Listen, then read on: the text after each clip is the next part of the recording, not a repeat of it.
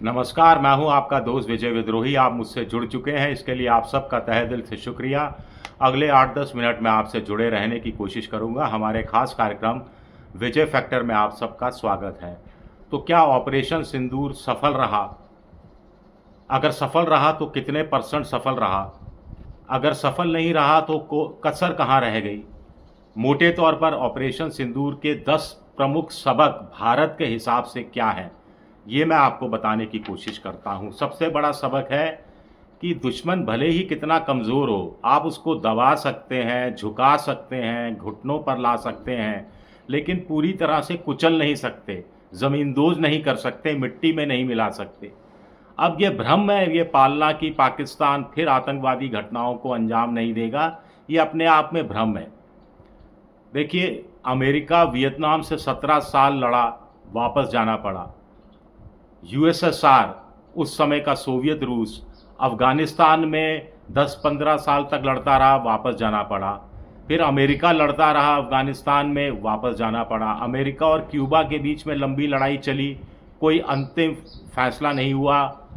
इसी तरह बहुत सारे और युद्ध हैं जिनकी बात कर सकते हैं। अभी ताज़ा युद्ध आप यूक्रेन और रूस का ले सकते हैं आप। इसी से जुड़ा हुआ दूसरा सबक ये है कि आपको अपना घर मजबूत करना है। 9/11 हुआ अमेरिका में, वर्ल्ड ट्रेड सेंटर पर हमला हुआ। उसके बाद अमेरिका ने अपने आप को अभेद किले में बदल दिया जहां परिंदा भी पर नहीं मार सके।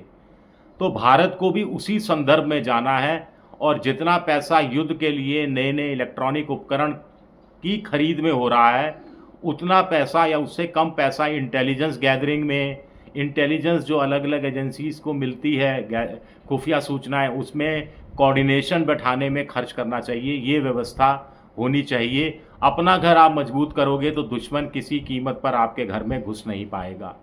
करगिल 1999, करगिल रिव्यू कमेटी बनी, केआरसी, उसमें भी इसी तरह की सिफारिशें की गई। लेकिन उसके बाद क्या हुआ? 2 साल बाद 2001 के अंदर भारत के संसद पर हमला हुआ। उससे पहले जम्मू कश्मीर की विधानसभा पर हमला हुआ। फिर 2008 में मुंबई पर हमला हुआ। 2014 में जब से मोदी जी आए हैं, 5 बड़े हमले हो चुके हैं। 2016 का उरी, 2019 का पुलवामा, अभी 2025 का पहलगाम, उससे पहले 2017 और 2020 में चीन के साथ झड़पें हुई डोकलाम लद्दाख वाले इलाके में। तो अपने घर की मजबूती दूसरा सबसे बड़ा सबक है।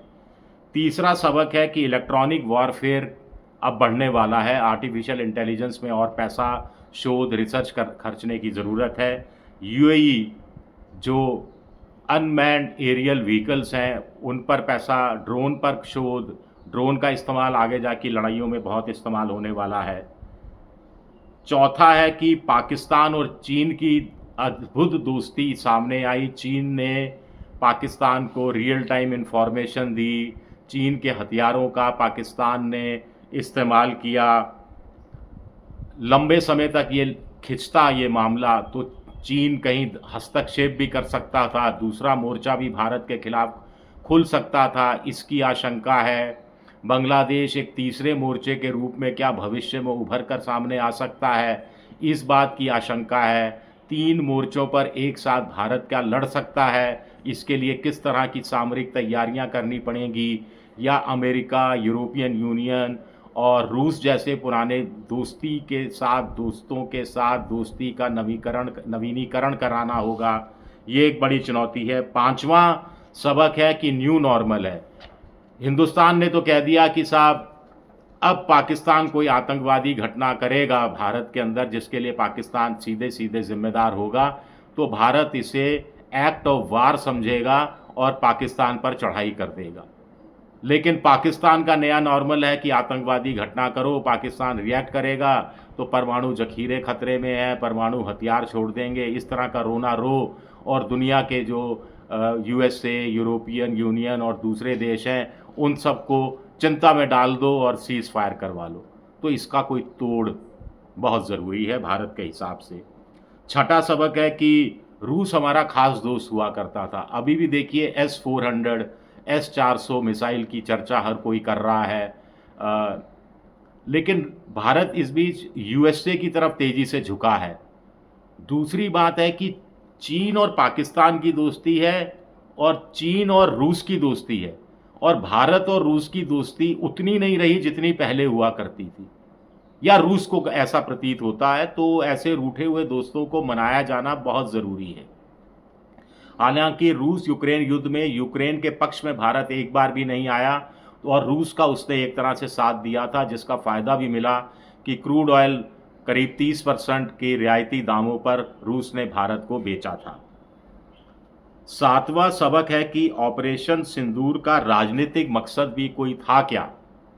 देखिए, कोई भी ऐसी लड़ाई जिसमें कोई राजनीतिक मकसद हो, नहीं हो, कोई भी ऐसी लड़ाई जिसका कोई राजनीतिक मकसद नहीं हो, ऐसी लड़ाई की अपनी सीमाएं होती हैं। 1971 का भारत पाकिस्तान युद्ध इंदिरा गांधी का एक राजनीतिक मकसद था कि पूर्वी पाकिस्तान को, बांग्लादेश जो बाद में बना, उसको पश्चिमी पाकिस्तान से अलग कर देना है, पाकिस्तान के 2 टुकड़े कर देने हैं। ये एक राजनीतिक मकसद था जिसमें इंदिरा गांधी ने कामयाबी हासिल की। ऑपरेशन सिंदूर का क्या कोई राजनीतिक मकसद हमारे सामने था? मुझे समझ में नहीं आता।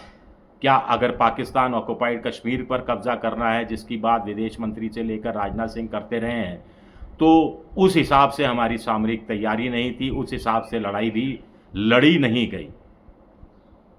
तो जिसका ऐसी लड़ाई जिसका कोई राजनीतिक मकसद हो, वो लंबा नहीं चलता। 96 आवर्स चला, इससे ज़्यादा थोड़ा सा और चल सकता था, इससे ज़्यादा गुंजाइश नहीं थी।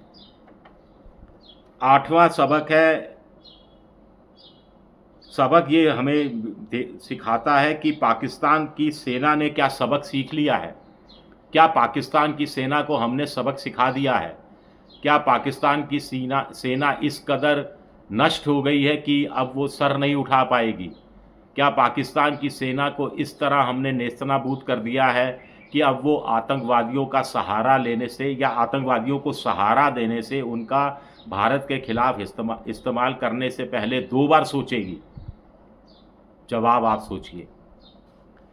नवा सबक है कि 1971 के बाद जितनी भी भारत और पाकिस्तान में तनाव हुआ, वो एलओसी पर ज़्यादातर हुआ, लाइन ऑफ एक्चुअल कंट्रोल पर हुआ, जम्मू से सटे बॉर्डर वाले इलाके में ज़्यादा हुआ। तो जम्मू कश्मीर तक सीमित रहा, या डोकलाम तक सीमित रहा, या एक बार सिक्किम की साइड को झड़पें हुई थी वहाँ तक सीमित रहा।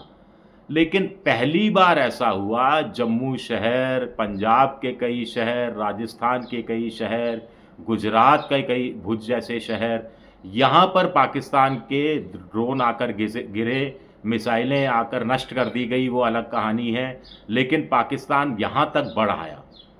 तो इससे भारतीय जनता की उम्मीदें भी बढ़ी हैं, अपनी सरकार को लेकर आशंकाएं भी बढ़ी हैं। ऐसे में भारत पाकिस्तान के खिलाफ जो कुछ कर रहा है, उससे क्या बड़ा मकसद, क्या पॉलिटिकल उद्देश्य, क्या डिप्लोमेटिक उद्देश्य, क्या स्ट्रेटेजिक उद्देश्य वो हासिल करना चाहता है, ये जो शहरों की जनता है इनको समझाना ज़रूरी हो गया है। पहली बार फिरोजपुर के लोग कांपे, पहली बार बाड़मेर, पहली बार जैसलमेर, पहली बार पंजाब के जलंधर, अमृतसर जैसे दूसरे शहर। 10वां सबसे बड़ा सबक है कि दुनिया अपने आप में व्यस्त है, दुनिया अपनी मस्ती में डूबी है, दुनिया के पास ना समय है ना संयम है। भारत और पाकिस्तान युद्ध में हैं, कौन सही है, कौन गलत है, कौन सच बोल रहा है, कौन झूठ बोल रहा है, दुनिया के पास कोई फुर्सत नहीं है। आप अमेरिका का रुख देख लीजिए ना, डी वांस ने पहले क्या कहा था उपराष्ट्रपति ने, this is none of our business, हमारा कोई लेना देना नहीं है भाई, आपस या शेख अपनी अपनी देख। तो ऐसे वैश्विक माहौल में भारत को अपनी सामरिक शक्तियों का इस्तेमाल करने से पहले कुछ सोचना पड़ सकता है। ये सब सबक पाकिस्तान के लिए भी हैं, पाकिस्तान के लिए तो इससे गहरे सबक हैं, इस पर मैं एक अलग वीडियो बनाऊंगा। लेकिन मेरी नज़र में सबसे बड़ा सबक ऑपरेशन सिंदूर का ये है कि अपना घर मजबूत रखो, अपना घर अभेद किले में तब्दील कर दो। अपना घर मजबूत रहेगा तो दुश्मन सर मार कर रह जाएगा, सर पटक कर रह जाएगा, कुछ नहीं कर पाएगा, क्योंकि आपका घर महफूज रहेगा। शुक्रिया मेरा ये वीडियो देखने के लिए। पसंद आए तो लाइक कीजिए, सब्सक्राइब कीजिए, शेयर कीजिए। शुक्रिया।